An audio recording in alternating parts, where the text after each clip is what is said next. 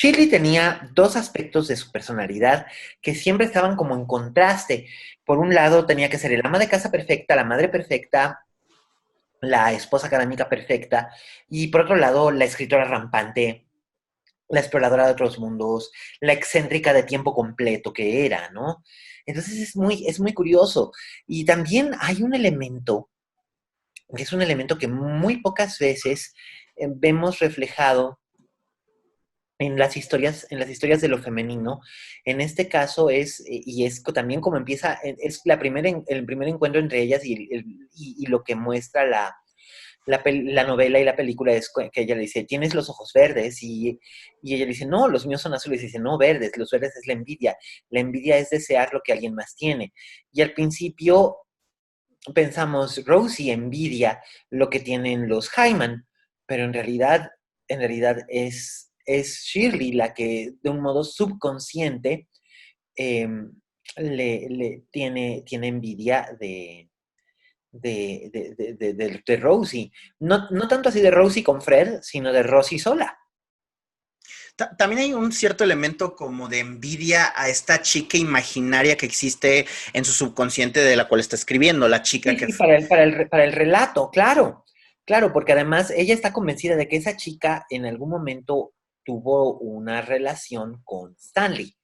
Y es una Ujú. chica joven, es una chica rubia, es una chica hermosa. Digo, probablemente no hubiera causado tanto impacto, es el subtexto que ella maneja, no hubiera causado tanto impacto la desaparición de esta joven si no hubiera sido tan bonita, si no hubiera sido una joven de familia rica, si no hubiera sido tantas otras cosas, ¿no?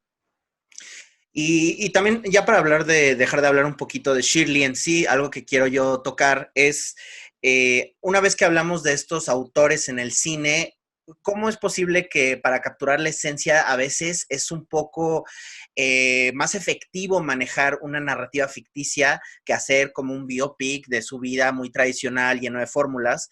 Y, por ejemplo, hay otra película que seguramente tú conoces bien, no sé si seas fan, que salió en los 90 que se llama Gods and Monsters, que Sí, pero mientras por supuesto, James que, Whale. que es la de James Whale, el famosísimo director de Frankenstein, y que Ujú. habla, que también está basada en una novela que se llama Father of Frankenstein, me parece, de Christopher Así, Ram, y, sí. y, y revela a este famoso director, un director homosexual que también sufre de depresión y tiene una relación con el jardinero. Que Era, yo, sí, ay, Dios mío. Ay, este actor que era tan guapo y ahora es un pepinazo gigantesco, pero ahora ya no es nada guapo, era George de la Selva. Brendan Fraser, Brendan Fraser. sí. Brendan Fraser, sí, y fue la primera película que distinguió a Bill Condon, que lo sacó de la serie B, donde había estado dirigiendo secuelas y películas de bajo presupuesto, fue su primera película de éxito comercial y artístico en Hollywood, para después hacer películas interesantes y retadoras como Kinsey. Mm. Ahora ya Bill Condon se ha convertido más bien como en un director complaciente de producto de gran estudio y de producto prestige como La Bella y la Bestia o O las de eh, Twilight, que las de también... Twilight, que dices, pero bueno, pues supongo que le llegaron al precio a Bill Condon, pero en esa película Bill Condon tenía hambre y quería contar esta historia y fue muy significativa para él. Sí, es importante tener esa clase de elementos. Pienso en Gods and Monsters, pienso en The Hours, pienso incluso en la mismísima Capote. ¿Te acuerdas que hubo dos películas que Sí. tocaron el tema de Capote? Una era Capote, la película con Philip Seymour Hoffman, y la otra era Infamous, que tenía un elenco más reconocido, pero a alguien no tan famoso como Philip Seymour Hoffman en el papel de Capote, que era Toby Jones. Y personalmente yo siento que Toby Jones hace un muchísimo mejor papel de Capote que, que Seymour Hoffman. Con Seymour Hoffman siempre tuve la sensación de que está actuando. No sé si puedo explicarme, pero noto cómo va calculando cada movimiento, la voz, los amaneramientos tan propios de Capote que eran básicamente del dominio público. Y Toby Jones lo hace muchísimo más natural, quizás porque no habíamos visto a Toby Jones hacer algo tan llamativo antes, pero siento que precisamente el que hubiera ganado Philip Seymour Hoffman el Oscar por Capote hace que el trabajo de Philip Jones, que diga de Toby Jones, sea prácticamente ignorado. Y me parece muy injusto porque de los dos capotes en el cine, y sé que no es una decisión popular o una opinión popular, pero el mejor es Toby Jones. En el caso de Shirley, yo no siento que Elizabeth Moss está actuando. De repente llega un momento en el que incluso se me olvida que es Elizabeth Moss. Y sí, por supuesto, la mujer que estoy viendo en pantalla no es exactamente Shirley Jackson, del mismo modo en que la Virginia Woolf que veíamos en The Hours no era, no era Virginia Woolf, por supuesto, era una versión imaginada por Michael Cunningham de Virginia Woolf, interpretada de manera impecable por Nicole Kidman, que yo me acuerdo, ese año competían por mejor actriz, una de las que competían en la categoría era Salma Hayek por Frida. Ujú. Entonces, bueno, pues todo el mundo aquí en México ya daban por sentado que iba a ser Frida y que iba a ser Salma Hayek y la primera actriz mexicana en ganar, ¿no? O sea, bla, bla, bla. Ya ves que aquí en México nos encanta decir quién es el primero en ganar un Oscar en qué. O sea, please. O sea, es un Oscar. Pero así es la gente. Entonces me acuerdo que cuando no gana Salma, sino que gana Kidman, automáticamente empezaron a decir, ah, claro, es que ganó por una nariz, es que si no se hubiera puesto esa nariz prostética, es que no sé qué. No, no, no, no. Ya al paso de los años y comparando las dos películas, se puede advertir perfectamente bien que si bien Salma le echó todos los kilos del mundo a su interpretación de Frida y a la producción, porque era una producción de ella, era un vehículo para ella, era un capricho personal de ella. La película es muy bonita porque la dirige Julie Taymor Ujú. y visualmente es muy atractiva, pero si somos bien honestos, Salma es básicamente, o sea, la Frida de Salma es básicamente Salma sejijunta, pero con el mismo acento. O sea, es Salma disfrazada de Frida interpretando a Salma, que sabemos que Salma es incapaz de hacer interpretaciones de otra mujer que no sea ella misma. Así es Salma. Salma es una personalidad, no es una actriz. Penélope Cruz sí es una actriz cuando está bien dirigida. Salma, ni siquiera con un buen director o con una directora impresionante como Julie Taymor, puede dejar de ser Salma. En cambio, en las manos de Stephen Daldry, Kidman desaparece por completo y estamos viendo a Virginia. La voz, la mirada, el sarcasmo, la amargura. Y no es una nariz prostética, es todo, el lenguaje corporal, todo, todo, absolutamente todo. Pero claro, hay gente que dice, es que claro, en ese momento Kidman estaba pasando por una depresión muy profunda porque acababa de divorciarse, bla, bla, bla, bla, bla. Lo que sea, cualquier actor o actriz puede utilizar su propio bagaje emocional en el momento en el que está trabajando para crear su personaje. Y en el caso de Elizabeth Moss en Shirley, como el de Nicole Kidman en The Hours, funcionan maravillosamente para hacer estos retratos imaginarios. Y es lo que tú decías, ¿no? Hacer una biopic formulaica como, no sé, como esta que hizo Taylor Hackford, Ray, sobre Ray Charles, es completamente formulaica y es completamente Oscar baiting, es bellísima de ver. Y el trabajo de Jamie Foxx es impecable, pero no deja de ser una biopic completamente rutinaria, como el trabajo de Marion Cotillard en La Mom, es completamente rutinario, ¿no? O sea, ella es Edith Piaf, pero es completamente, es algo completamente rutinario y esperado y tal, formulaico, y por desgracia, la preferencia que hay por las biopics hace que se hayan perdido o que no hayan recibido el reconocimiento que merecían muchas, muchas otras actores o actrices que lo merecían. Por ejemplo, en el caso de la Cotillard, de ella se lleva el Oscar cuando en realidad la que se lo merecía era Julie Christie por Away from Her, que era un Peliculón. trabajo, un Ujú. peliculón y un trabajo espléndido de dirección y de actuación por parte de Julie Christie, que además es una de las mejores actrices de la historia y me sigue pareciendo muy infravalorada. O bueno, hay otros casos, por ejemplo, decían, es que en The Favorite Olivia Colman gana por una biopic. No, The Favorite tampoco es una biopic. No. The Favorite es un episodio, una narración completamente excéntrica, si no, no sería una película De Yorgos. de Yorgos, exacto. Eh, es una película sumamente excéntrica y extravagante acerca de una monarca inglesa que en realidad no tenemos manera de saber si era así como la retrata Olivia Colman, del mismo modo en que no tenemos manera de saber si Elizabeth I era como nos la ha retratado en dos ocasiones Kate Blanchett, ¿verdad? Y es bien impresionante y es bien divertido y bien curiosito cómo vemos cómo vemos a Olivia Colman hacer de la reina Ana como si fuera un elefantito bebé que hace berrinches, ¿no? Y que apenas se puede mover. Y si bien se supone que el centro de la historia es la lucha psicológica y sucia entre Rachel Weisz y Emma Stone, en realidad el corazón de la película es Olivia Colman y a mí me parece que está muy bien premiada por haber hecho real un personaje del que realmente no tenemos gran referencia, porque de la reina Ana no hay gran referencia. Entonces es muy curioso y es muy interesante que hayan podido trabajar de esa manera.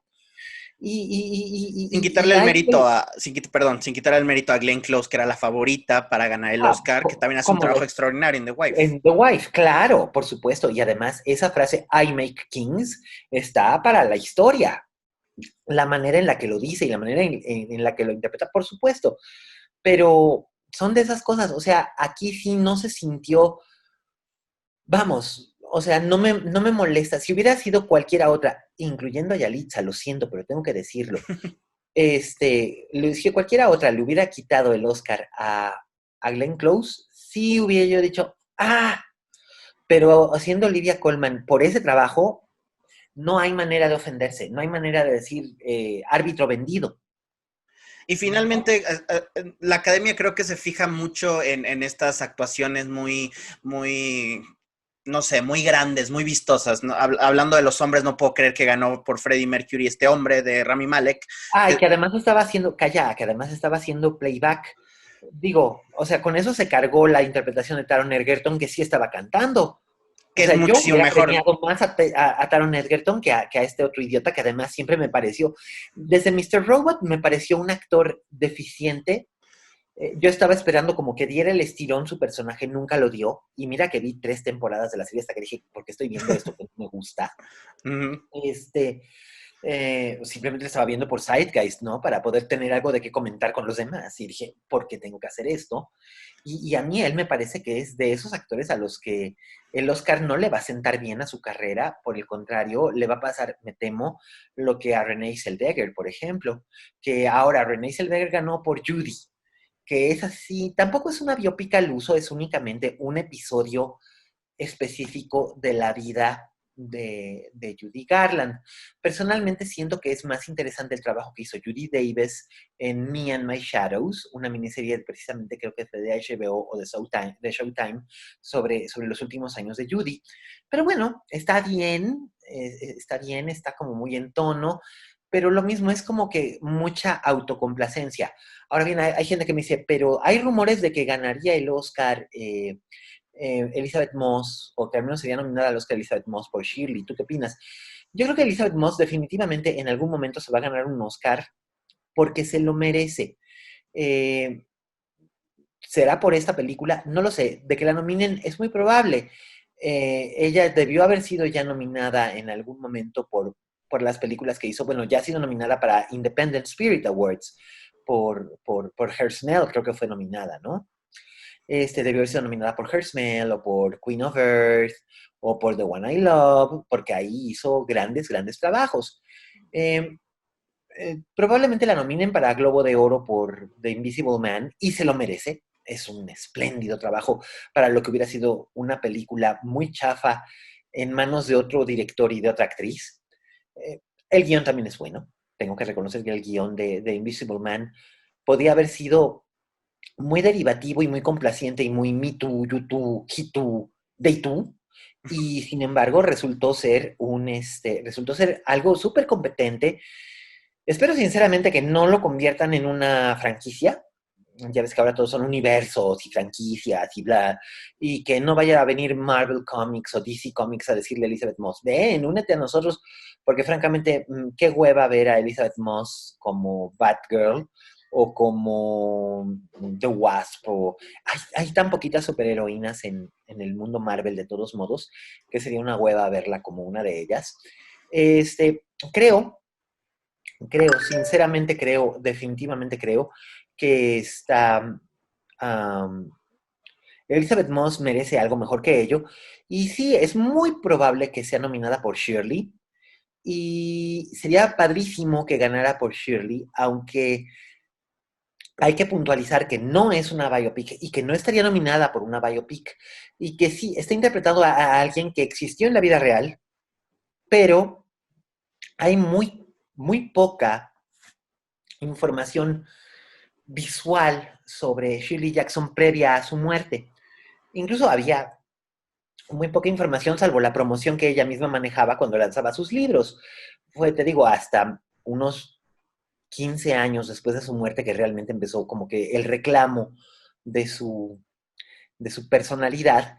Y, por ejemplo, creo que no hay videos de Shirley Jackson hablando en persona, no hay manera de reconocer su voz. Entonces, en realidad, Elizabeth Moss está trabajando de la nada, está creando esta versión completamente imaginaria de, de la Jackson, y va a hacer que Shirley Jackson sea más conocida y más popular entre gente que en su vida había oído hablar de Shirley Jackson, que es mucho del caso de la gente que ve la película de Shirley por primera vez. No sé si tú ya tenías noción de quién era Shirley Jackson o no. No sabía, o sea, solo la había escuchado mencionada por esta adaptación de la miniserie, eh, Ajá. basada, pero no tenía ni idea ni de su vida ni de su obra, y ciertamente viendo la película, pues me dan ganas de regresar a sus cuentos, a sus novelas, y ver, o sea, porque es fascinante. O sea, a mí la película, y es lo que me parece lo más importante de la película te mete en un estado de ánimo, no te está contando no, yo no lo intelectualizo todo esto del Me Too, si es una película femenina, a mí todo eso, la verdad, todo lo que está politizado me caga, perdón, es la palabra, me Sí, no es caga, de cargar y está bien, porque además no debería de ser así. pero la película te genera temas que son femeninos, feministas, pero sin tener un mazo y aventarlo al público y decir, miren, esto es una mujer, es lo que es ser. No, es una película muy humana de estos juegos de poder que son derivados de el género. Claro. Y es algo que para mí se me hace fascinante y eso lo hace una gran película, pero como dices, lo maravilloso de una muy buena película es que si no has escuchado nada del autor, quieres inmediatamente ir y regresar y checar su bibliografía, todas sus novelas, y eso es lo que me encanta de la película. Eso es lo que creo que es lo mejor que tiene definitivamente, que va a estimular el interés en una autora que merece ser redescubierta, que merece ser releída y querida, del mismo modo en que Virginia Woolf volvió a ponerse de repente en la mira con la aparición de las horas, o del mismo modo en que ha habido de repente así como que resurrecciones de actores o músicos, incluso, por ejemplo, si bien no estaba yo muy de acuerdo en el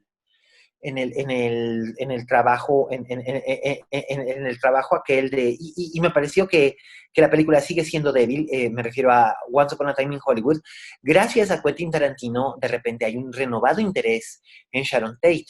Y la gente quería saber quién era ella y todo, y por qué tanto interés por parte de Tarantino en ella.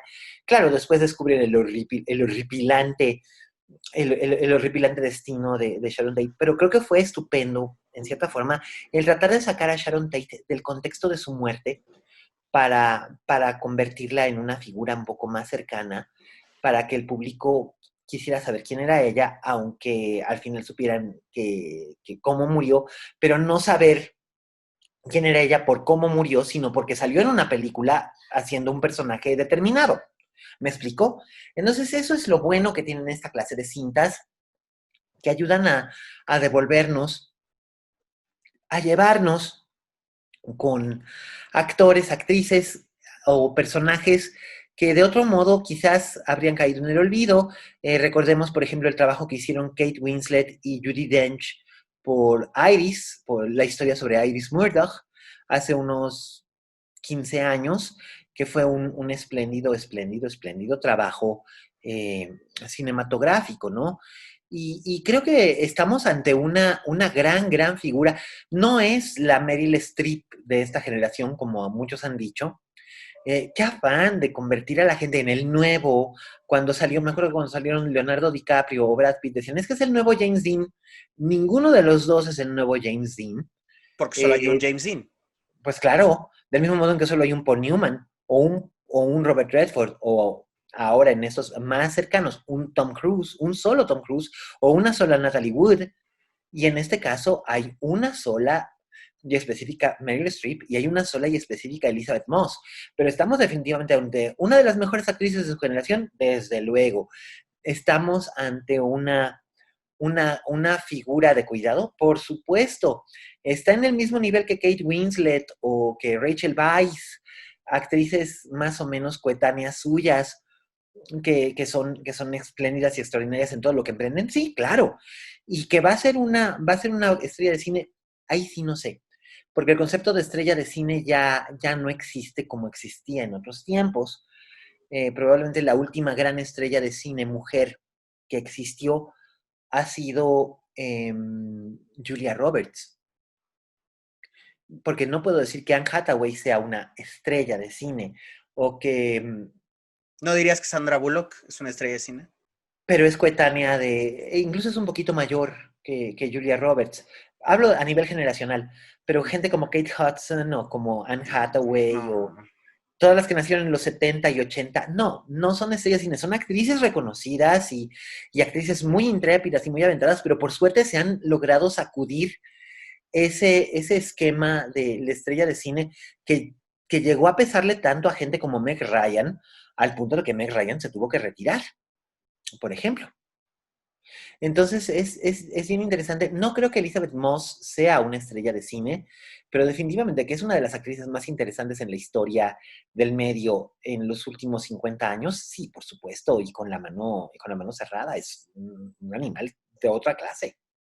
Y también es por las elecciones que ha tomado ella como en su carrera. Son Sí, películas muy poco comerciales. Bueno, hizo El Hombre Invisible, que evidentemente sí es una película muy comercial, exacto, pero y además fue un éxito, o sea, fue un éxito de taquilla y es la película que la posiciona ahora digamos, como household name. Ahora sí la gente la va a empezar a ubicar como figura. Ya había empezado a romper eso con The The Handmaid's Tale. Handmaid's Tale, Ujú.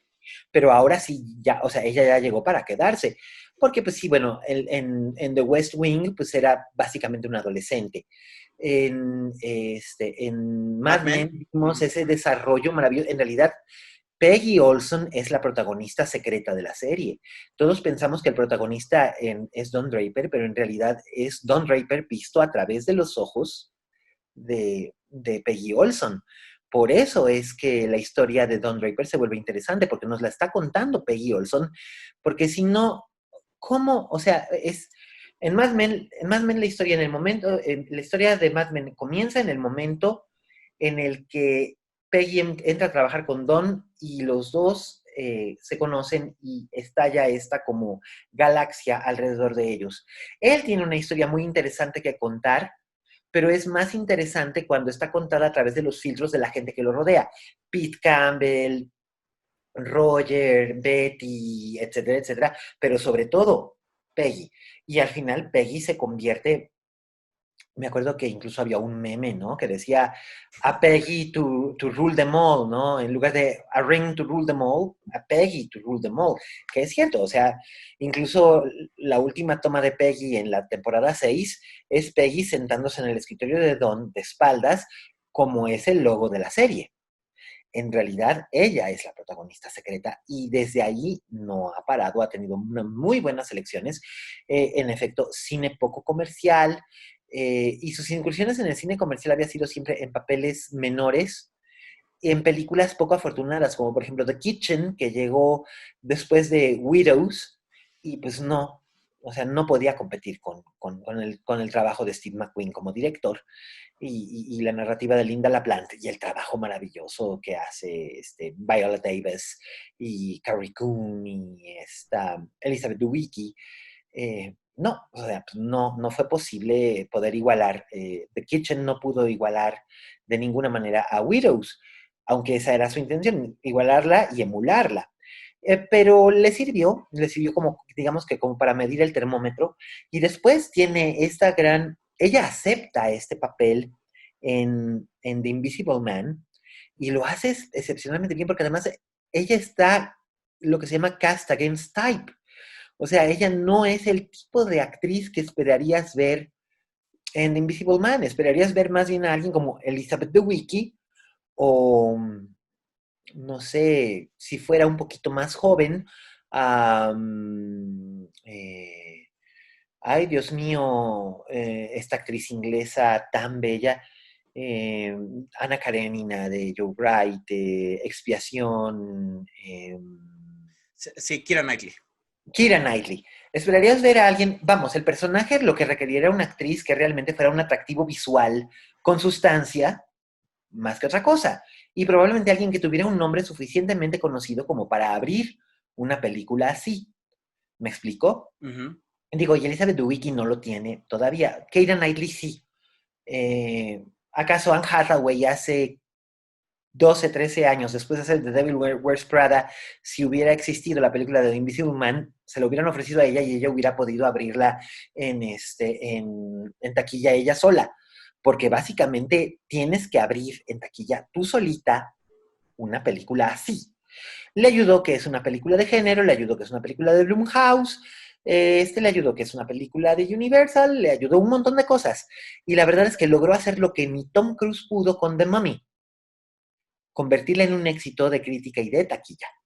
Así que Elizabeth Moss tiene suficiente para sentirse orgullosa y en este trabajo es sencillamente espectacular, tanto en The Invisible Man, que sí, es una de las películas más interesantes del año y una de las películas de género más interesantes de los últimos 5 años, y en Shirley, que es una de las películas más interesantes del año, sin duda. Claro. Y bueno, yo creo que aquí la dejamos, Miguel. La verdad ha sido una conversación fascinante. Quisiera yo recomendar al público Shirley, pero creo que en nuestro país todavía no lo podemos encontrar a manera legal. Mm, Tratamos siempre de recomendar las maneras legales, pero creo que en este caso no creo. A cines yo dudo que llegue esta película, aunque no tuviéramos la pandemia, no creo que llegue a cines a México. Va a llegar a Cinépolis Click pronto, estoy seguro de ello, porque Cinépolis Click ha estado levantando, tomando los estrenos estadounidenses, tanto independientes como comerciales, y los está agregando a su plataforma digital. Entonces es muy probable que dentro de algunas semanas podamos encontrarla ya disponible en plataforma digital. Y si ustedes tienen iTunes USA usando BCN, pues, la pueden encontrar ahí, ¿no? Que Sí, es una manera legal de verla. digo, es una lástima que no la podemos ver en pantalla grande, que es algo que me hubiera encantado ver. Otra película que me hubiera encantado ver es Portrait of a Lady on Fire, El retrato de Sí, una mujer en llamas, caray, que ya viene el Criterion Collection de esa película. que es una compra Y- obligada, Oh, pero obligadísima. por supuesto, en junio el Criterion tuvo dos películas que fueron compra obligada. Una es Portrait of a Lady on Fire, y la otra es An Unmarried Woman de Paul Mazursky con la formidable y tristemente ya difunta Jill Clayburgh. Y es una gran película de los 70, Una mujer descasada. Maravilla de película, si ustedes son criterioneros, esas son así como que las dos obligatorias de junio. Yo ya estoy esperando la de An Unmarried Woman. Y sí hay que echarle un ojo también a Portrait of a Lady on Fire. Y muy probablemente, digo, con todo esto de la pandemia, pues vamos a tener que migrar más seriamente a las plataformas digitales, y ha habido una especie de resurgimiento del home media en físico. Es curioso, pero la gente está ordenando de Amazon un montón de DVDs y de Blu-rays, también porque bajaron los precios pensando en esto, y entonces de repente hay gente que está adquiriendo más. Por ejemplo, vi por ahí una nota de que, de que se agotaron los Blu-rays y DVDs de Lo que el viento se llevó a raíz, a Ah, raíz de la controversia de hace unos días. De repente fue la película más solicitada y más vendida, ¿no? Y dices, ah, sorpresa. Y me imagino que también es la más descargada en el Festival de Torrento. Entonces, pues, mira, es a, lo que hay. a ver, ya me iba a despedir, pero nada más quiero tocar brevemente este tema del Sí, revisionismo histórico. que estoy escribiendo un texto al respecto de ello y te lo voy a compartir cuando lo haya terminado para Literal Magazine. Muy bien. Sí, porque yo tengo muchas cosas que decir. Creo que es ahorita, me parece, no sé si escuchaste la noticia, que esto que quitaran de la plataforma es meramente para ponerle un texto Lo sé, informativo. lo sé, Eh, lo sé. Y también van a grabar un comentario para el home media, van a retirar el home media también de venta, porque le van a agregar, con cualquier pretexto, le van a agregar un comentario en el que van a tratar de poner en contexto histórico al espectador. Y personalmente, y creo que tú y yo estamos más o menos en el mismo canal en este sentido, no siempre lo estamos, pero en este sí, que, que en realidad estos golpes de pecho del revisionismo histórico son completamente innecesarios, porque en realidad la obligación es del espectador, no de la compañía, no del producto, y mucho menos si el producto es de 1939. Es decir, obviamente la película es un producto de su tiempo, pero cada película es un producto de su tiempo. ¿Quién te dice que dentro de unos 40 años, si es que la humanidad dura 40 años más, todas estas películas políticamente correctas y positivas y Black Lives Matter y Me Too y LGBTQ y etcétera, etcétera, que son políticamente correctas al extremo, no son consideradas básicamente pintorescas o absurdas, como nosotros ahora consideramos pintorescas o absurdas algunas películas de los años 30 como, no sé, The Awful Truth, donde todo el mundo bebe, todo el mundo fuma, todo el mundo baila y todo el mundo se pone los cuernos. Y donde la gran aspiración de una mujer es el matrimonio, que ahora, por supuesto, tú se lo planteas a las feministas y dicen, ¡ay, no! ¿Cómo? Que curiosamente, la gran aspiración de Shirley cuando Shirley es joven es el matrimonio y luego se va dando cuenta de que en realidad está en una cárcel de su propia creación, del mismo modo en que Rosie está en una cárcel de su propia creación, porque en ese periodo histórico a la mujer se la educaba para que la única plataforma en la que podían alcanzar la plenitud como mujeres era el matrimonio y el ser ama de casa, ¿cierto? sí. Entonces es a lo que voy. El revisionismo histórico me parece completamente absurdo, innecesario, me parece casi, casi cercano a la censura y me parece como estúpido porque no es absolutamente nada necesario. Porque te digo, vamos a ponerle disclaimers entonces a toda clase de películas. Vamos a poner un disclaimer a The Birds. Durante el rodaje de esta película, el director acosó emocional y sexualmente a la actriz protagonista, haciéndola sufrir una tortura laboral. Ya lo sabemos, lo conocemos, ya Tippi Hedren contó su historia, ya hay películas al respecto, ya se sabe. So fucking what. Eso no le quita méritos ni a la película, ni a Tippi Hedren, ni a Hitchcock. Hitchcock era un ser humano tan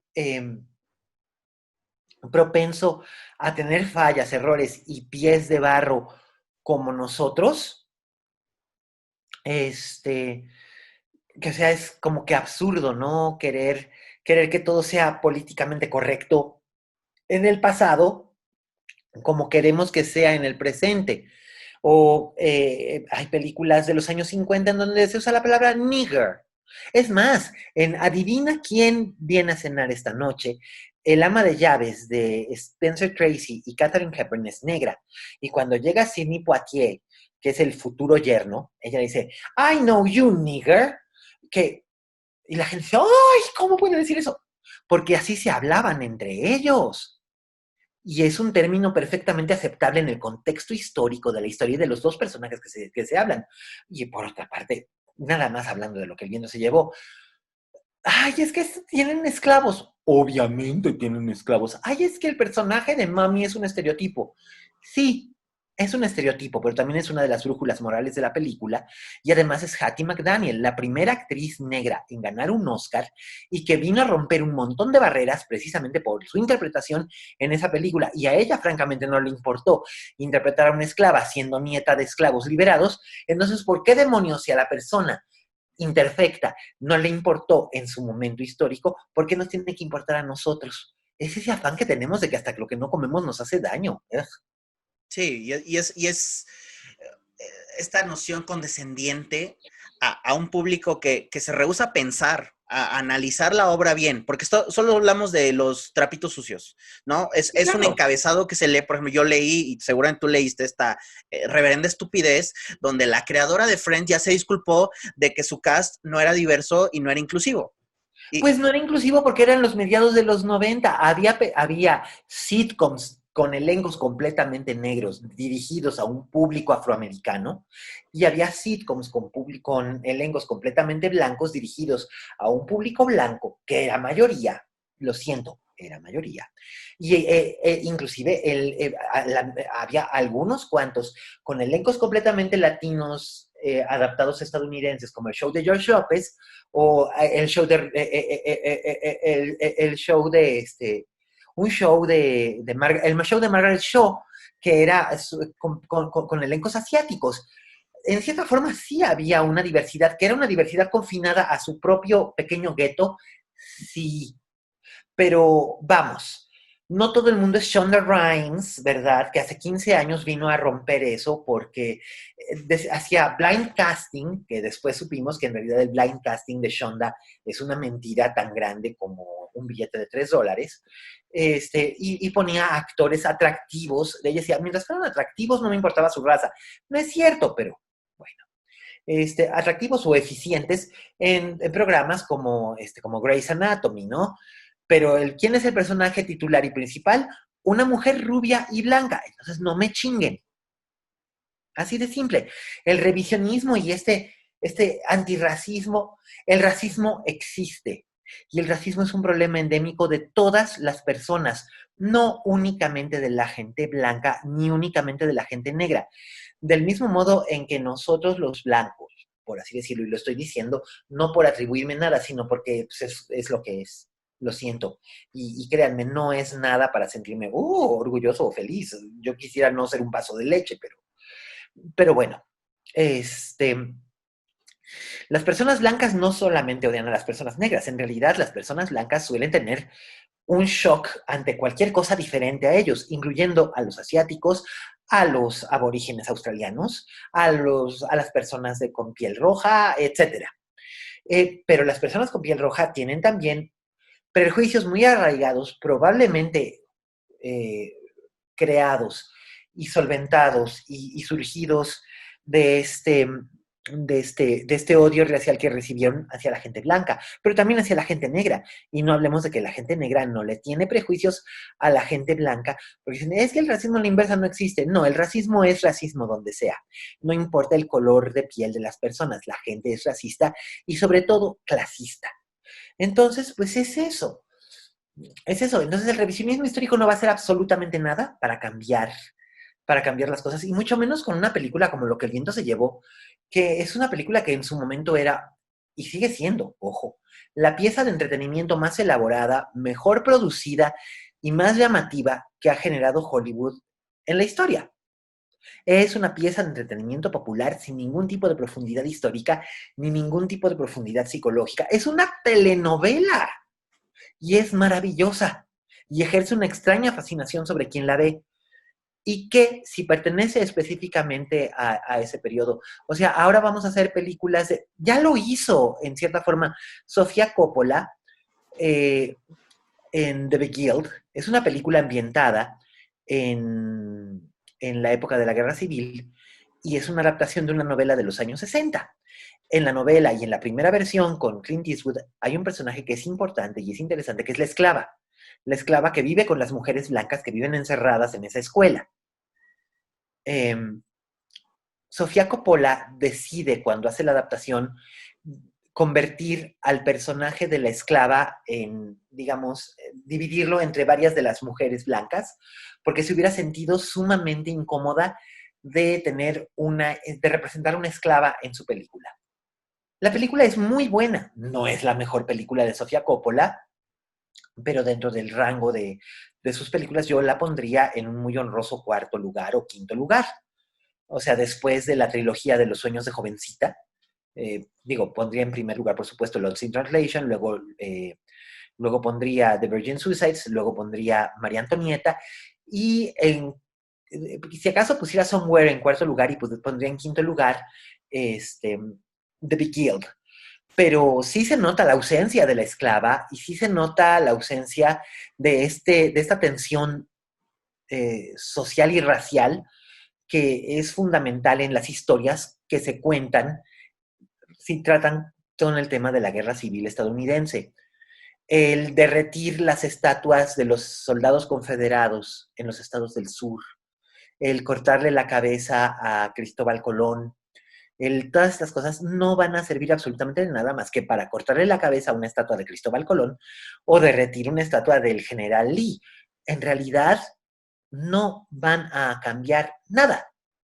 Nada, absolutamente, porque nada puede cambiar el hecho de que hace más de 500 años hubo un encuentro entre dos culturas y de que existió la esclavitud y son hechos históricos que existen.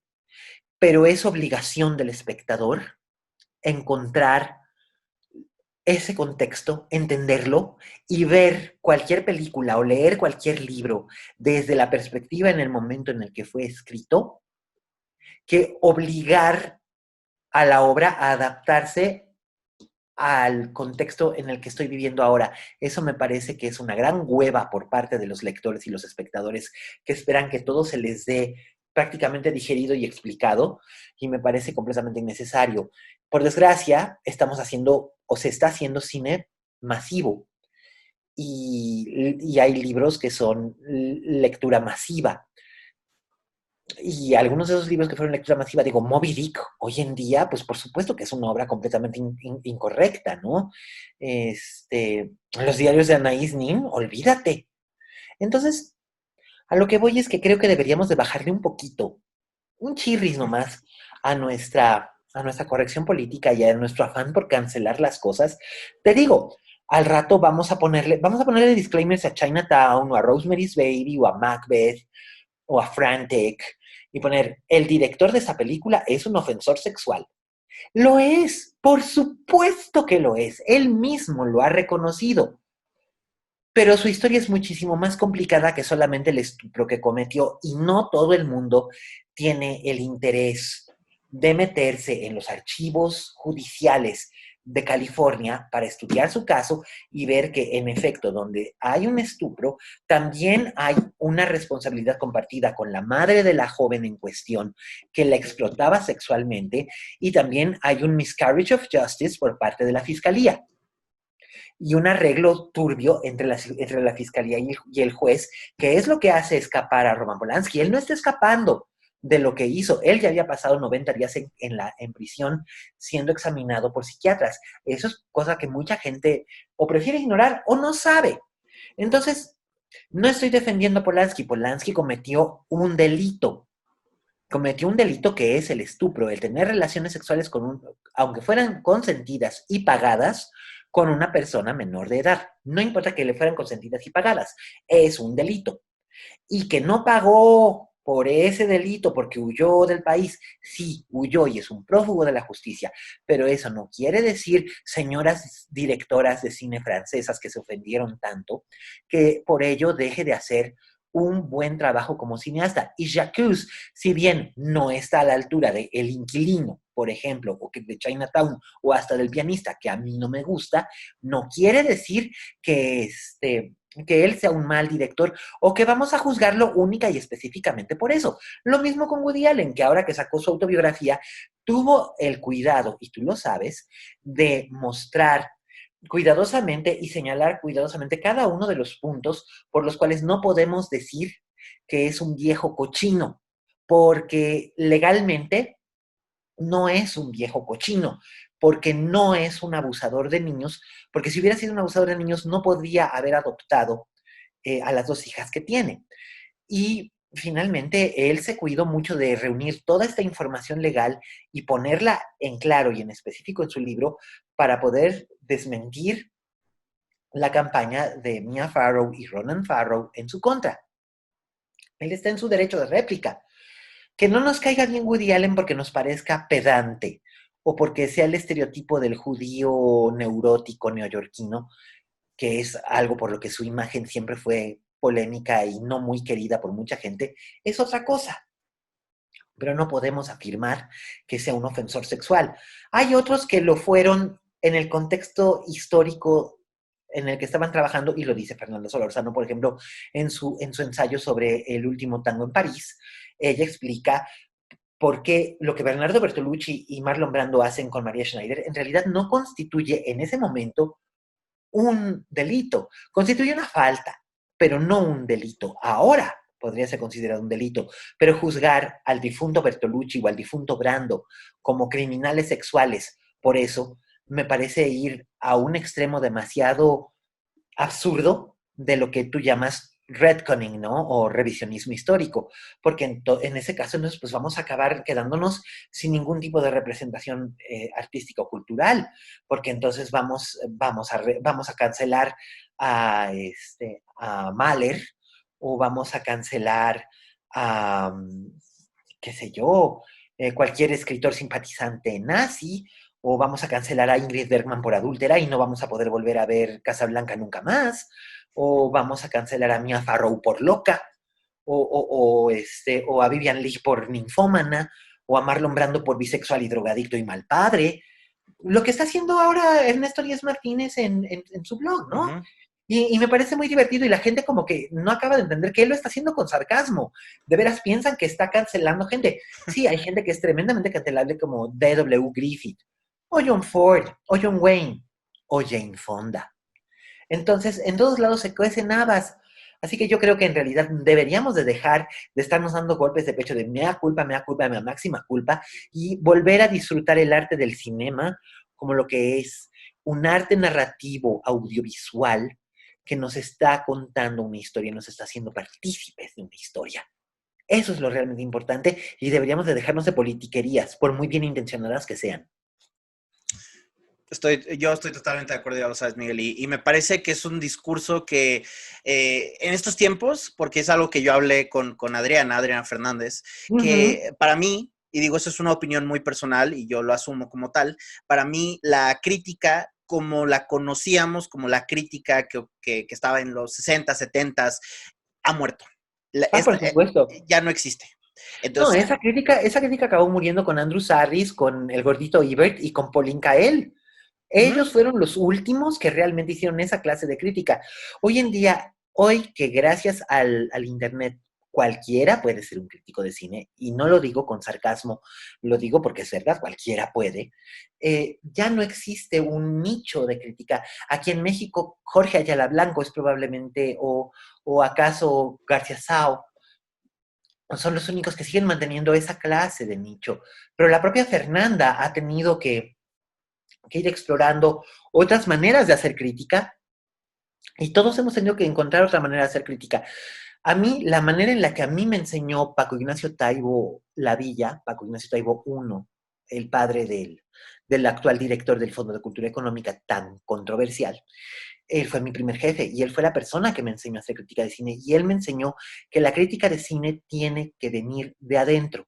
No es únicamente dar tu opinión, sino sustentarla y apreciar lo que estás viendo y encontrar la razón por la que debes compartir esto que acabas de ver, o prevenir o compartir con el espectador. Pero como dice Díaz Martínez, nuestro trabajo no es ser la niñera de ningún espectador, y no le vamos a decir no vea esto o vea esto. Es simplemente aquí está. Esto es lo que hay. Y eso es la crítica que yo he hecho a lo largo de 25 años. Entonces, sí, la crítica ya no existe como tal, ahora servimos a distintas cosas. Lo mismo están los famosos youtubers, influencers, como Gaby Mesa o, eh, no sé, La Lata, que obviamente sirven a los intereses de sus eh, patrocinadores, lo cual me parece muy correcto, pues finalmente a ellos los patrocinan los distribuidores o los exhibidores. Entonces pues está bien, qué padre bien por ellos. Eso no hace que yo deje de tomar en serio algunas de sus críticas y otras las considere básicamente anuncios pagados. Para eso existe el infomercial y el publireportaje desde hace décadas. Entonces, es lo que te digo, yo no tengo un patrocinador. Entonces, pues yo en mi podcast o en mis columnas cuando salen o en Twitter cuando tuiteo algo que acabo de ver, básicamente, I stick to my guns, que es algo que le aprendí a Pauline Kael. Probablemente de los críticos de cine estadounidenses del medio siglo, la que más me influyó fue ella y la británica Penelope Gilliatt. No porque fueran mujeres, sino por el hecho de que me parecían las más cercanas. Y años después le vine a encontrar estos vasos comunicantes con el gordito Ibert, al que por años encontraba yo arrogante e insoportable, y luego le fui encontrando otras cosas. Entonces, digamos que fueron mis maestros sin haberme conocido, y sé cómo puedo hacer una crítica, agarrarme a mis pistolas y no soltarlas porque voy a soltar el tiro con la certeza de que lo que estoy soltando es mi interpretación de mi verdad del producto que acabo de ver. Y además mi intención, y tú lo sabes, es rescatar del olvido películas, actores y directores que han caído en el olvido.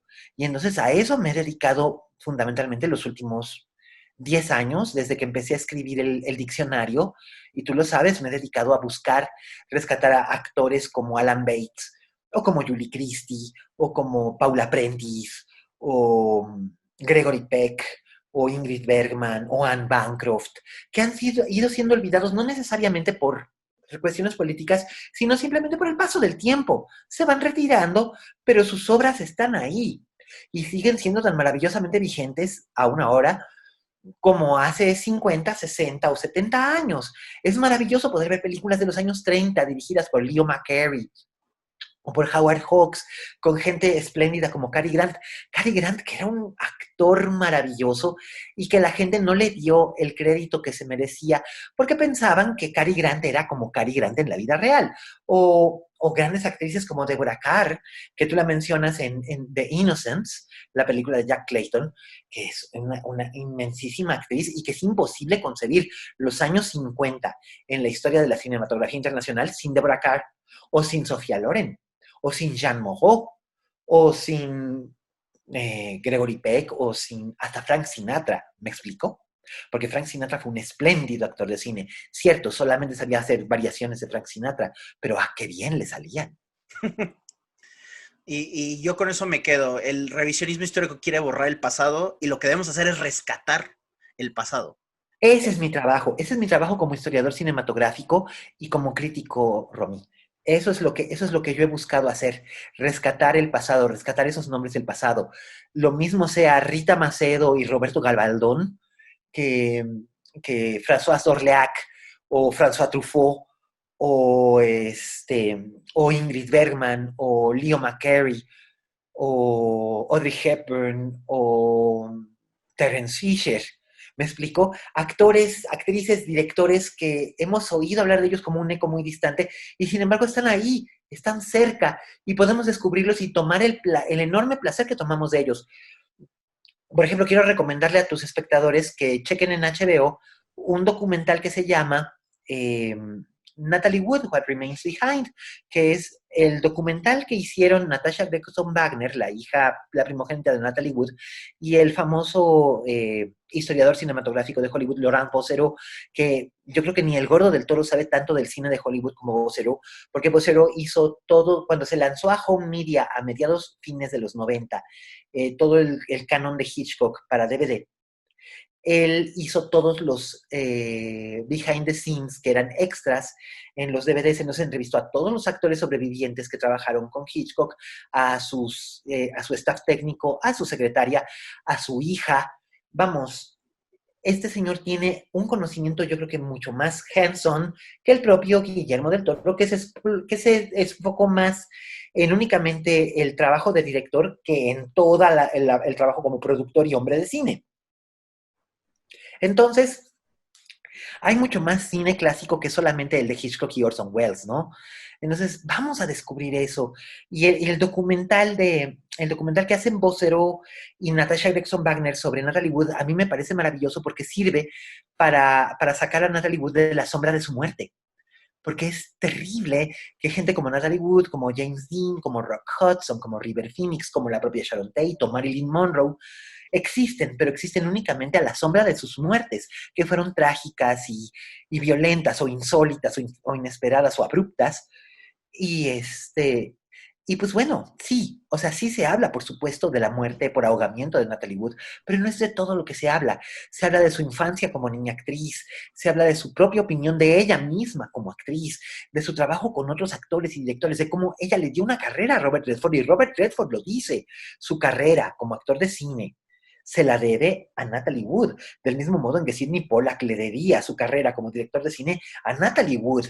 Natalie Wood aprovechó su estrellato para poder levantar muchas otras carreras.